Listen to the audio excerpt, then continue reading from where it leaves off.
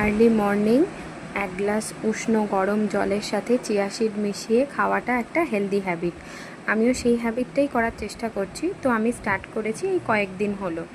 তারপর খেতে খেতে জলটা আমি বেছিলাম বারান্দায়, গিয়ে দেখলাম আমার লক্ষ্মী জবা গাছগুলোয় খুব সুন্দর ফুল ফুটেছে। আসলে মাঝখানে কয়েকদিন পোকা হয়ে গিয়ে গাছগুলো নষ্ট হয়ে গেছিলো।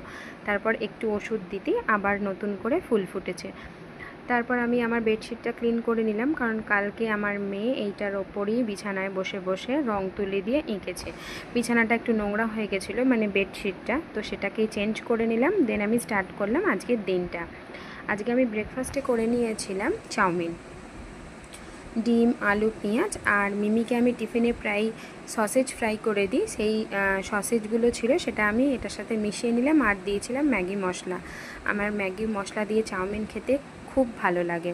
তো আজকে চাউমিনটা খুব টেস্টি হয়েছিল, আর সাথে দেখে নিলাম একটু ট্যাব। দেন আমি স্টার্ট করলাম আজকের রান্না। আজকের রান্না অনেক কিছু হয়েছে, কারণ কালকে আমি আর রান্না করব না।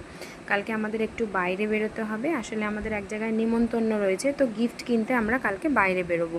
তো রান্নার ঘরের দিকে আর সেভাবে আসা হবে না বলে আমি আজকের রান্না কালকের রান্না একসাথেই লাঞ্চের রান্নাগুলো করে নিলাম। দেন আমি করলাম ক্লিনিং। আমি রেগুলার বেসিসেই আমি ক্লিন আপটা করে নিই, যাতে আমার কিচেনটা একদম টিপটপ ক্লিন থাকে। আমি একটু আমার কিচেনটা ক্লিন রাখতেই ভালোবাসি, তার কারণ যখন আমি রান্না করতে ঢুকবো তখন যেন আমার মনটা একেবারে ফ্রেশ হয়ে যায়। তো আমি ক্লিনটা করে নিয়ে দেন আমি রেডি হয়ে গেলাম। আমার বাইরে একটু কাজ ছিল। তো আজকে আমার এই ছোট্ট ব্লগটা এতটাই। আজকের জন্য টাটা, আবার গল্প হবে।